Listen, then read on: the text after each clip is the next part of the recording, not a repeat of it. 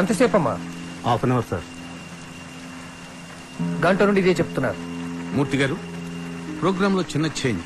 అతను వెపంతో లొంగిపోవాలి. Sorry sir, కుదరదు. Minister గారు, ఇవన్నీ ఆయనతో కుదరవని నేను మీకు మొదట్లోనే చెప్పాను. వెపన్ ఏంటి? Chandrashekhar Panigrahi notorious agitator. అతను లొంగిపోవడమే పెద్ద విక్టరీ. వెపంతో లొంగిపోతే నక్సల్స్ కి మోరల్ గా పెద్ద లాస్ అవుతుంది. అందుకు ఆయన ఒప్పుకోలేదు. కానీ sir, that's all. Risk factor మాకండి. బయట తిరగాలి కదా పబ్లిక్ లో. Make it fast. త్వరగా రమ్మనండి. I want to leave. Okay sir. Sir, ఆయన వచ్చేస్తున్నారు.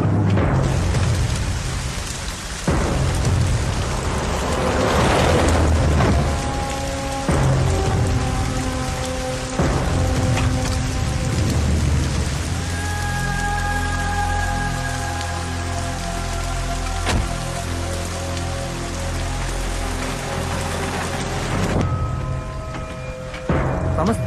నమస్తే. చదువుకునే రోజుల్లో నేను కూడా రాబోయినంత పనిచేశాను. యాక్చువల్ గా ఉద్యమంలోకి. ఇప్పుడు మినిస్టర్ గారు మీకు చెక్ ఇస్తారు. అదే ఉద్యమం నుంచి లొంగిపోయినందుకు. అవసరం లేదు. సో ఇక నుంచి మీరు ఓ మంచి వ్యక్తిలా. నేను ఎప్పుడూ మంచి వ్యక్తిగానే ఉన్నాను. అదే జనజీవన స్రవంతిలోకి. అందులోనే ఉన్నాను.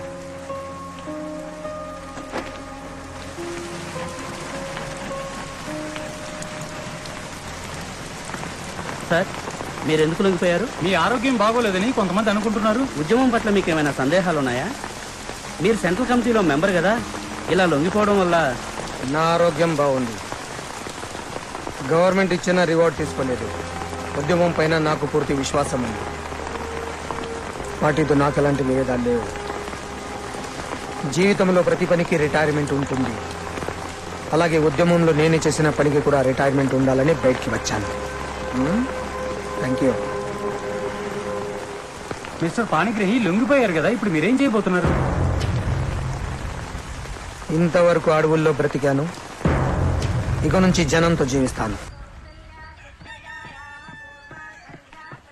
ఇదిగో భగత్తు ఒక్క నిమిషం. నా సంగీత సాధన కోసం పాట, నీ ఆరోగ్య సాధన కోసం పరుగు. ఉత్తినే అచ్చరా గాని నీ కోసం ఇందాక ఎవరో ఒక మధ్యాయన వచ్చేలాడయ్యా. అర్థం కాలేదా? మధ్యాయన అంటే నీలాగా కుర్రాడు కాదు, నాలాగా పెద్దవాడు కాదు, మిడిల్ ఏజ్డ్. ఉత్తినే ఆయన ఎక్కడ ఉంటానయ్యా. వస్తున్నా, చూసుకో. వరవీణ మృదు పాణి. ఇదిగో భగత్తు, నీ కోసం వచ్చిన ఆయన పేరు పాణిగ్రాహి.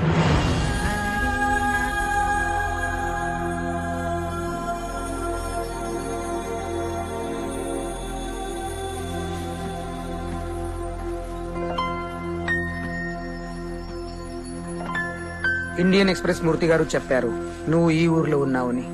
ఎలా ఉన్నారు నాన్న? సైకిల్ మీద నుంచి దూకి పారిపోయాను ఆ రోజు, గుర్తుందా? అలానే ఉన్నాను. నువ్వు? నేను బాగున్నాను నాన్న. నిన్ననే సరెండర్ అయ్యాను.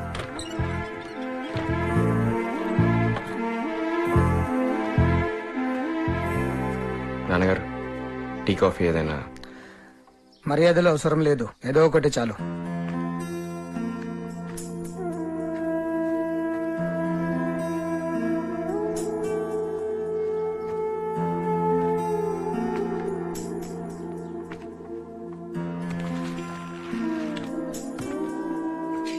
UPSC prepare అవుతున్నావా?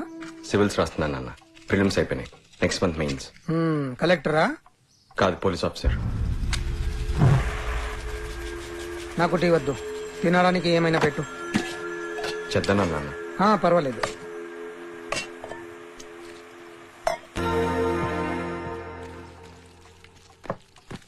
నా జీవితంలో ఒక మంచి పోలీస్ ఆఫీసర్ని కూడా చూడలేదు. మీ అమ్మని చంపింది ఓ పోలీస్.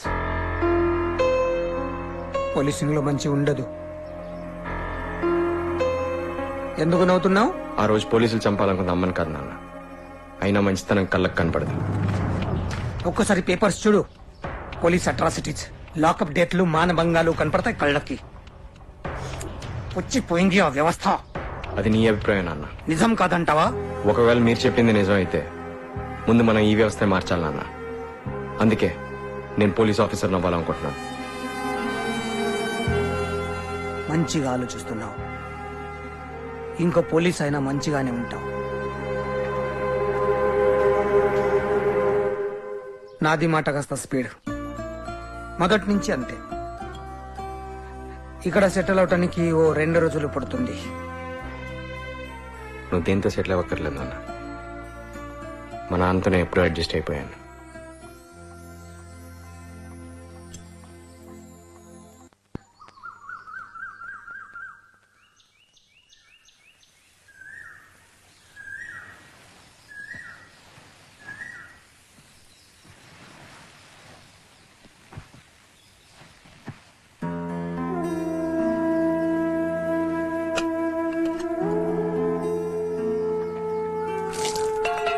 అడవి అలవాటు, రాత్రంతా తిరగడం, పగలు పడుకోవడం. నువ్వు ఆఫీస్కి వెళ్ళవా? మిమ్మల్ని చూస్తూ ఉండిపోయాను నాన్న. ఏ చాలా రోజులు అయిపోయింది కదా.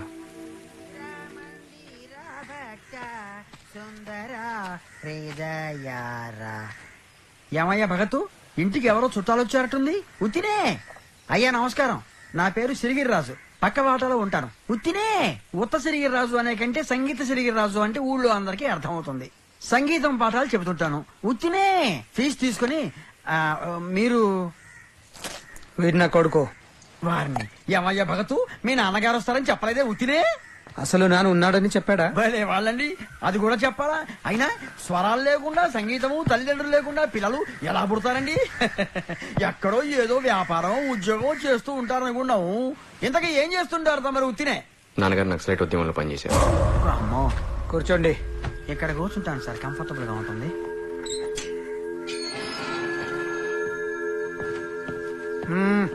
చంద్రశేఖర్ పాణిగ్రాహి. నేనే. సార్, దీని మీద మీ సంతకం ఒకటి కావాలి. ఏంటిది? Residence proof sir. ఎందుకు? అది ప్రొసీజర్ సార్. అలాగే తమను ఒకసారి సాయంత్రం డిఎస్పీ క్యాంప్ ఆఫీస్కి వచ్చి కనిపించమన్నారండి. రమ్మను, నేనైతే రాను. సాయంత్రం నేను తీసుకొస్తాను. అలాగే సార్.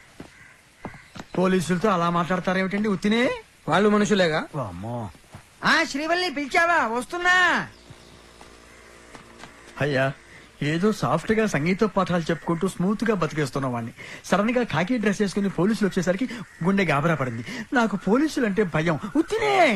మావాడు పోలీస్ అవుదాం అనుకుంటున్నాడు. వస్తున్నానే. అమ్మో, ఇందిరా మందిరా భక్తా సుందరా. మంచి కాలక్షేపం రా.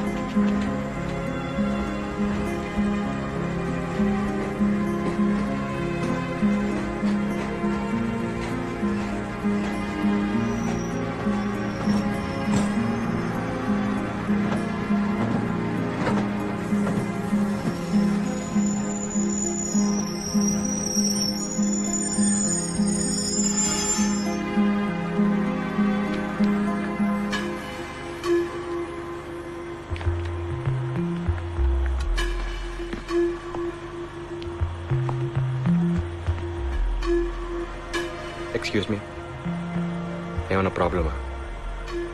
మీరు పొద్దున్న నుంచి ఇక్కడే కూర్చున్నారు.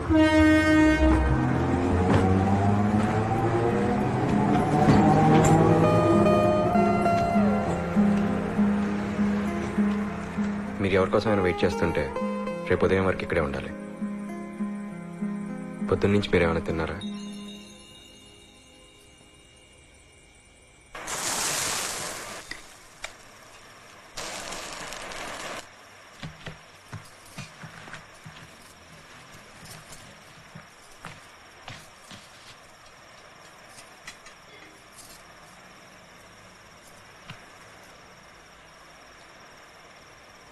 నాకు రాత్రి పెళ్ళయింది.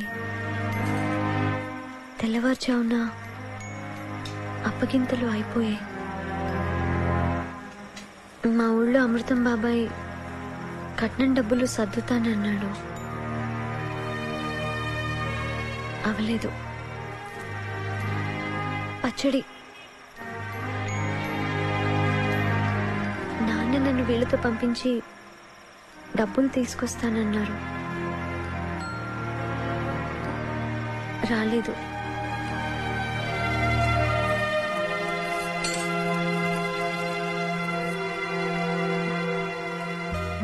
మామయ్య గారు కొంచెం, అత్తయ్య గారు బాగా తిట్టారు. అయ్యా కారు.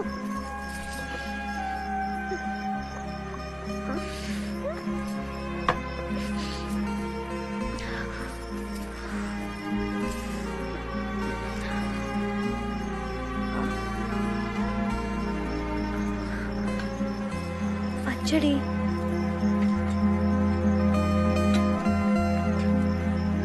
మా ఊరి టికెట్ కొనిచ్చి ఇక్కడ వదిలేశారు.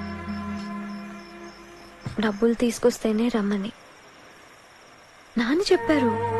నేను వస్తానమ్మా అని. ఆయన రాకుండా ఉండరు, కానీ రాలేదు. మీరు పలకరించే వరకు భయం వేసింది. ఇప్పుడు ఆకలేసింది.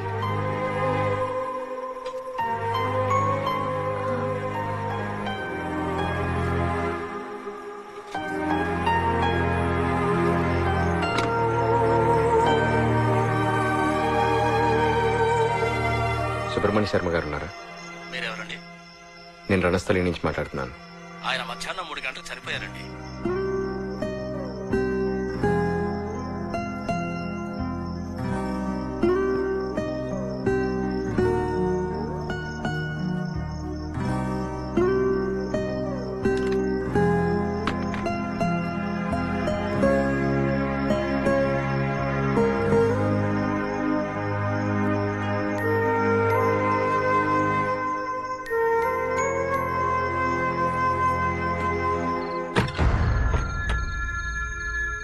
అమ్మా, సుబ్బలక్ష్మి వచ్చిందే. రండి రండి సార్.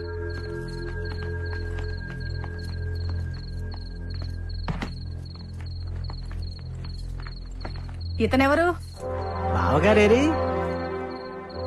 ముందు డబ్బు విషయాలై తేలివ్వండి. అడగరే? అది నువ్వు అడుగుతావు అనుకున్నాను. మా ఆవిడ చెప్పినట్టుగా డబ్బు వ్యవహారాలు అవి. మీరు లోపలికి వెళ్ళండి.